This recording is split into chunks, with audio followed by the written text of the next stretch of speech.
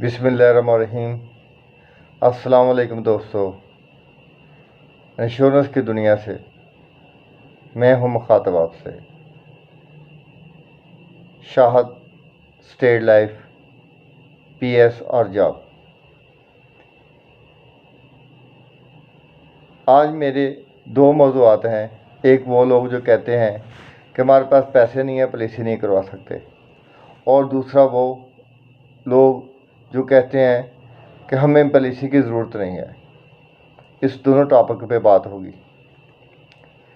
तो इससे पहले मैं अपनी वीडियो शुरू करूं, मेरे चैनल को सब्सक्राइब कर दें, बेल को दबा दें और लाइक कर दें, ताकि मेरी हर आने वाली वीडियो आप तक पहुंच सके।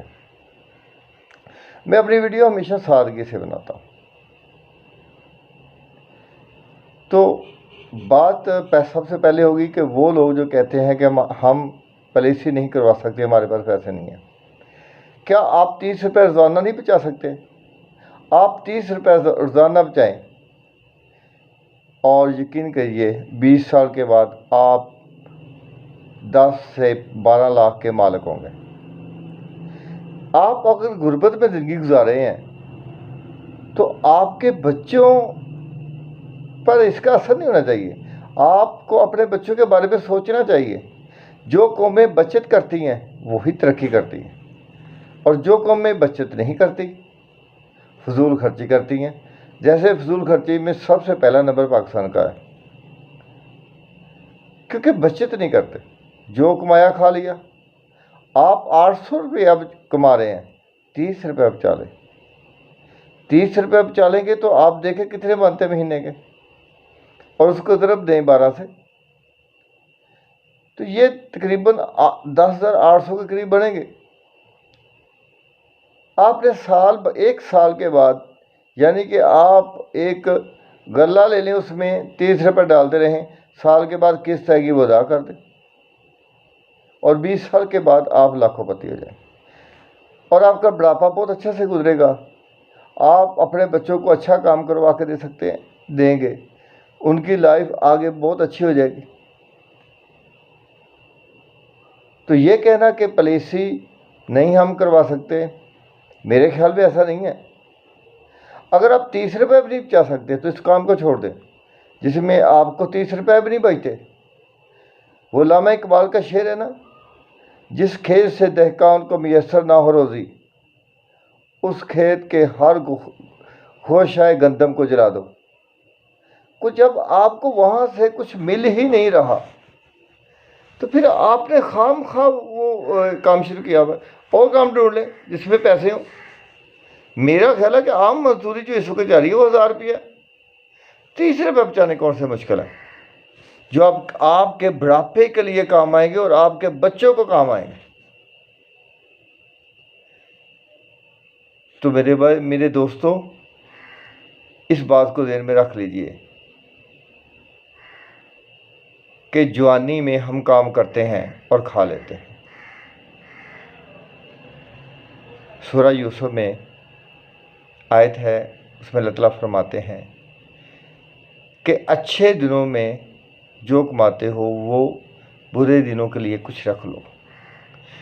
मतलब इसका ये हुआ कि आपकी सेहत अच्छी है तो कमा रहे हो, तो इसमें इतनी सी बचत कर लो कि जब आप बुढ़ापे में जाओ तो आपका बुढ़ापा अच्छा गुजरे, किसी के सामने हाथ ना फैलाना पड़े। अब आते हैं उन लोगों की तरफ जो अमीर हैं, उनके पास सरमाया है, और वो कहते हैं हमें नहीं हमें नहीं चाहिए स्टेट, हमें नहीं चाहिए पॉलिसी। आप देखिए, आप अपने बच्चों को कौन से स्कूल में पढ़ा रहे हैं, कितना अखराजात है, किचन के कितने अखराजात हैं। आप सरमायाकार हैं, आप सरमाया लगा रहे हैं, या आपकी आमदनी है 3-4 लाख रुपया, आप नौकरी पे हैं। तो सोचिए, हम मुसलमान हैं, मौत पर हक है, खुदा न खास्ता कोई ऐसा मिसहैब हो जाता है कि आप नहीं रहते, तो कौन उठाएगा उनका खर्चा? कोई नहीं आता चाचा मामा। आपने अगर अपने बच्चों के लिए वो पॉलिसी ली होगी तो वो उठाएगी खर्चा, वो उन्हीं स्कूलों में पढ़ते रहेंगे, उनका किचन भी चलता रहेगा, और आपको दुआएं भी देते रहेंगे کہ ہمارا باپ ہمارے لیے یہ کر گیا تھا، ہماری ماں ہمارے لیے یہ کر گئی تھی، یہ پالیسی خرید گئی تھی جس کے وجہ سے ہم آج پڑھ رہے ہیں اور آگے جا کر اچھے شاعری بنیں گے۔ اور اگر ایسا ہو جاتا ہے تو سوچئے کہ وہ کتنی، آپ اپنے بچوں کو کہہ سکتے ہیں ابھی کہ آپ کسی کے سامنے ہاتھ پھیلائیں؟ نہیں کہہ سکتے آپ۔ اور میں یقیناً کہتا ہوں کہ آپ کی زندگی میں آپ کو وہ پیسے ملیں گے۔ آپ 2 لاکھ کی پالیسی لیتے ہیں، آپ کو 2 کروڑ روپیہ گورنمنٹ دیتی ہے 20 سال کے بعد، آپ نے ساری عمر کچھ بھی نہیں کیا، وہ 2 کروڑ روپیے سے آپ جتنی یتیم بچے ہیں آپ کو ملے ان کی شادی کر دیں، یتیم بچے ملے ان کو کپڑے دے دیں، یتیم بیوہ ملے اس کا ذمہ اٹھا لیں، اس کے بچوں کی پڑھائی کا ذمہ اٹھا لیں۔ یقین کریں خدا اللہ تعالیٰ یہیں سے ملتا ہے، کسی کی مدد کرنے سے ملتا ہے۔ آپ نے جو اللہ کی راہ میں خرچ کر کے جانا ہے وہ آپ کے کام آنا ہے، باقی یہی رہ جانا ہے، ساتھ آپ کے وہی جانا ہے جو یہی رہ جانا ہے۔ جیسے میں آپ کو چھوٹی سی ایک کہاوت سنا دیتا ہوں۔ ایک بادشاہ تھا، اس نے اعلان کیا کہ اگر کوئی جھوٹ بولے گا تو اس کو 5 دینار جرمانہ کیا جائے گا۔